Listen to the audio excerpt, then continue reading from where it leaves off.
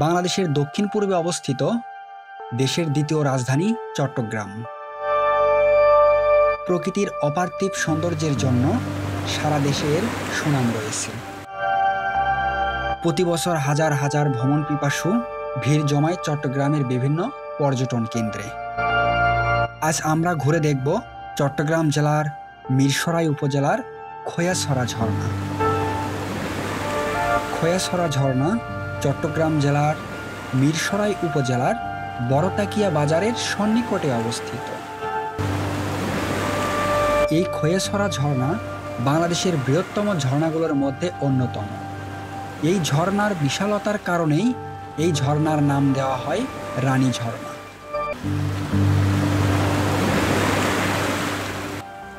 এই ঝর্ণা বাংলাদেশের সবচেয়ে বেশি ধাপ বিশিষ্ট ঝর্ণা। এই ঝর্ণায় সর্বমোট ৯-১০টি ধাপ রয়েছে, যার প্রতিটি ধাপ মুগ্ধতা ছড়ায় বর্ষা মৌসুমে। এই ঝর্ণা যেমন সুন্দর, তেমনি এই ঝর্ণার ঝিরিপথ ও পাহাড়ি পথও ভয়ঙ্কর সুন্দর।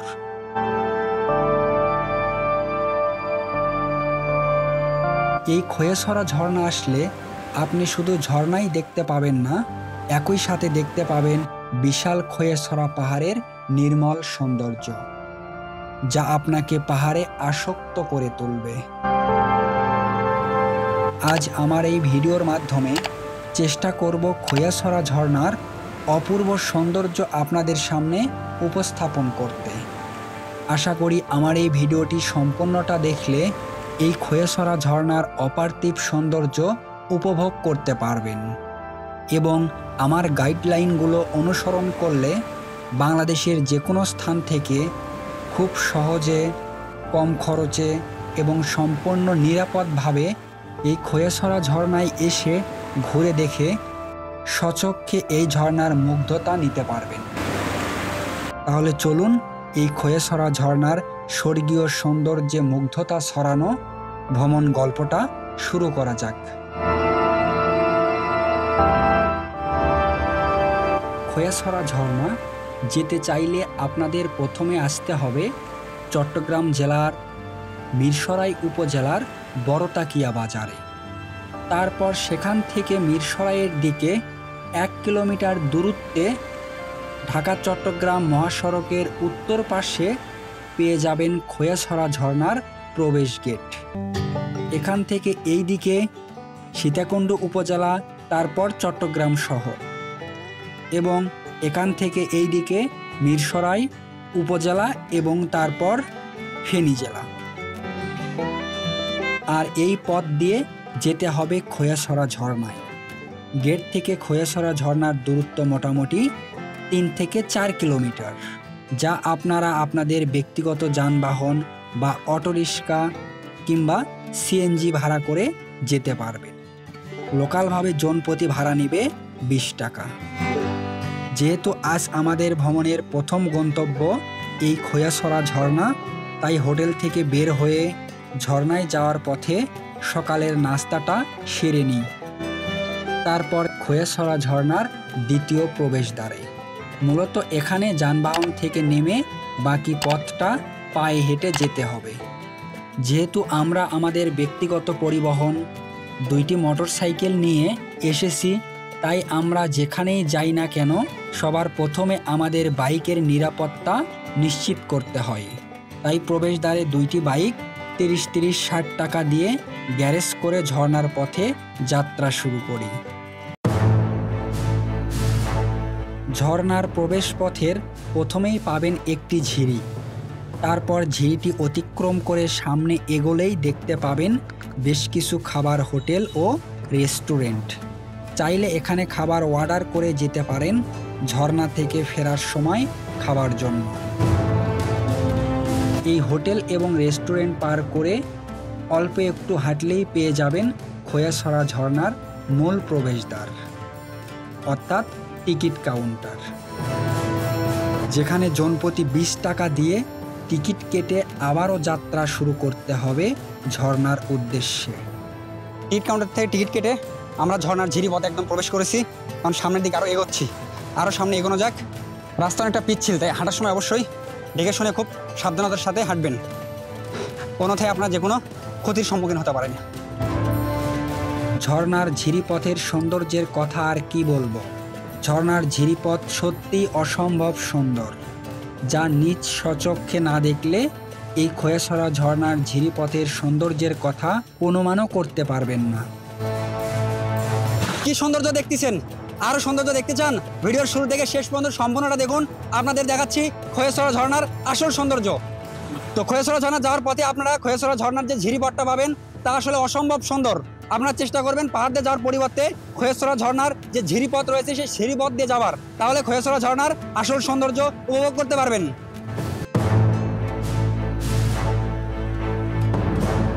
তবে এই ঝর্ণার ঝিরিপথ যতটা সুন্দর ততটাই পিচ্ছিল, যা কিনা যে কোনো সময় আপনাকে যে কোনো দুর্ঘটনায় ফেলতে দ্বিধা করবে না। তাই যদি সম্ভব হয় এই ঝর্ণাতে একা আসার পরিবর্তে দলবদ্ধভাবে আসুন, যেন একজন অন্যজনকে সাহায্য করতে পারেন।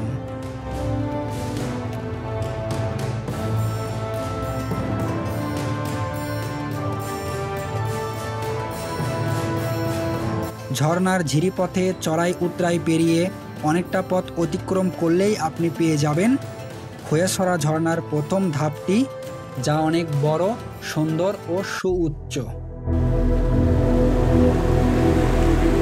এখানে কিছুটা সময় কাটিয়ে নিন আর ঝর্ণার বিশালতায় নিজেকে হারান। তবে হ্যাঁ, নিজেকে একেবারে সম্পূর্ণরূপে হারিয়ে ফেলবেন না, কেননা খোয়াছড়া ঝর্ণার আরও রোমাঞ্চকর যাত্রাপথ ও সৌন্দর্য এখনও আপনার অদেখাই রয়ে গেছে। অনেকে আছে এখান থেকে খোয়াছড়া ঝর্ণার সৌন্দর্য উপভোগ করে চলে যায়, তবে আমরা যাচ্ছি না আর আপনারাও যাবেন না। আমাদের মতো আপনারাও চেষ্টা করবেন খোয়াছড়া ঝর্ণার উপরের ধাপগুলোর সৌন্দর্য দেখতে, কেননা খোয়াছড়া ঝর্ণার এই নিচের ধাপগুলোর চেয়ে উপরের ধাপগুলো বেশি সুন্দর।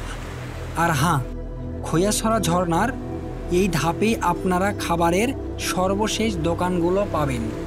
তাই আপনাদের যদি খাবার বা পানীয় জলের প্রয়োজন হয়ে থাকে তবে তা এখান থেকেই সম্পন্ন করবেন। এখন এখান থেকে আমাদের শুরু হবে পাহাড়ি রাস্তায় ট্রেকিং। আর এই খোয়াছড়ার পাহাড়টা এতটাই খাড়া যা কিনা অদ্ভুত ভয়ঙ্কর সুন্দর।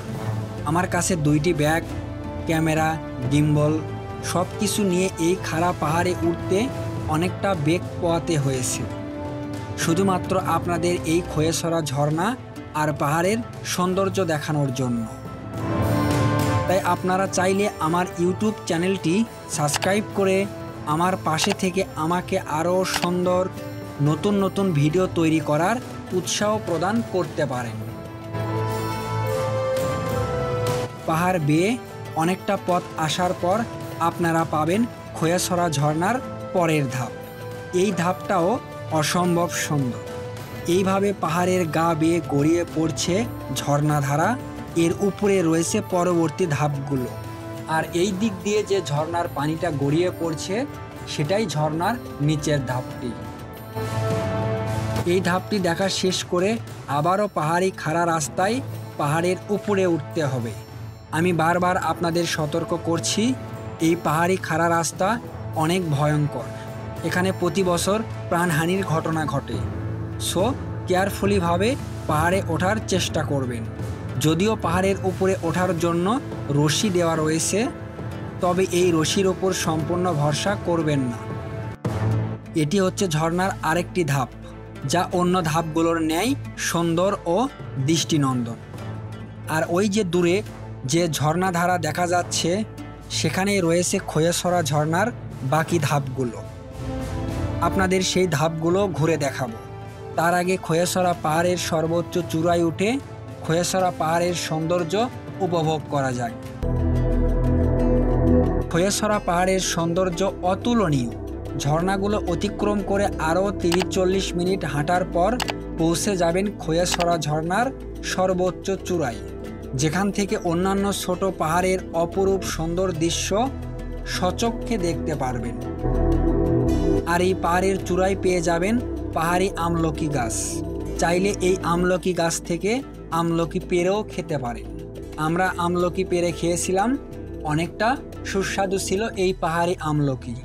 পাহাড়ের চূড়ার আমলকি গাছের পাশেই আমরা দেখতে পেয়েছিলাম সাপচেরা। আপনাদের অঞ্চলে এই প্রাণীর নামটা কি তা আমাকে কমেন্টে জানিয়ে দিবেন। পাহাড় থেকে নামার পথে এখন আপনাদের ঝর্ণার বাকি ধাপগুলো ঘুরে দেখাবো।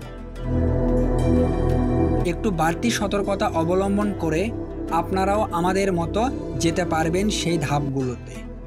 আমি বর্তমানে অবস্থান করতেছি খয়েছড়া ঝর্ণার সর্বশেষ যে ধাপটা আছে সেই ধাপে।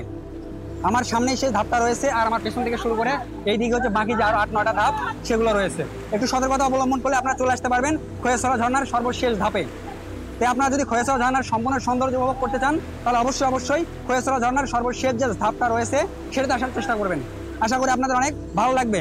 চলুন আপনাদের এখন ভিডিওর মাধ্যমে দেখাই খয়েছড়া ঝর্ণার সর্বশেষ স্টেপের সৌন্দর্যটা। আপনাদের কিছু ক্যামেরা শটের মাধ্যমে এবং অনেকটা ড্রোন শটের মাধ্যমে এই খয়েছড়া ঝর্ণার সম্পূর্ণ সৌন্দর্য আপনাদের সামনে উপস্থাপন করি। এখন আপনারা দেখছেন খয়েছড়া ঝর্ণার সর্বশেষ ধাপ। এই শেষ ধাপে পৌঁছানো এতটা সহজ ছিল না। এর প্রতিটি পদক্ষেপে, প্রতিটি ধাপে ছিল অদ্ভুত ভয়ঙ্কর সুন্দর প্রতিবন্ধকতা। খয়েছড়া ঝর্ণায় প্রায় 10টি ধাপ রয়েছে, যার প্রতিটি ধাপ এক একটি বিস্ময়। এর প্রথম ধাপ মৃদু, নরম আর স্নিগ্ধ। দ্বিতীয় ধাপে বাড়ে জলের গর্জন। তৃতীয় ধাপে নেমে আসে প্রশান্তির স্রোত। চতুর্থ ধাপে নেমে আসে সতেজতার ঘ্রাণ। আর পঞ্চম ধাপে নেমে আসে জলের অজস্র তীব্র ধারা। আর ষষ্ঠ ধাপের পর থেকে খয়েছড়া ঝর্ণার সৌন্দর্য দেখে মনে হবে আপনি আর পৃথিবীতে নেই, বরং ঢুকে গেছেন কোনো জাদুর রাজ্যে। তাই আপনাদের বলছি, যদি কখনো না গিয়ে থাকেন খয়েছড়া ঝর্ণায়, তাহলে অন্তত একবার যান এই খয়েছড়ার প্রকৃতির রাজ্যে। খয়েছড়া আপনার জন্য অপেক্ষা করছে তার সৌন্দর্য দিয়ে আপনাকে বরণ করার জন্য। আজ এই ভিডিওর মাধ্যমে খয়েছড়া ঝর্ণার সৌন্দর্য আপনাদের সামনে উপস্থাপন করে আগামী পর্ব দেখার আমন্ত্রণ জানিয়ে আজকের পর্ব এখানেই শেষ করছি। সবাই ভালো থাকবেন, সুস্থ থাকবেন। আসসালামু আলাইকুম।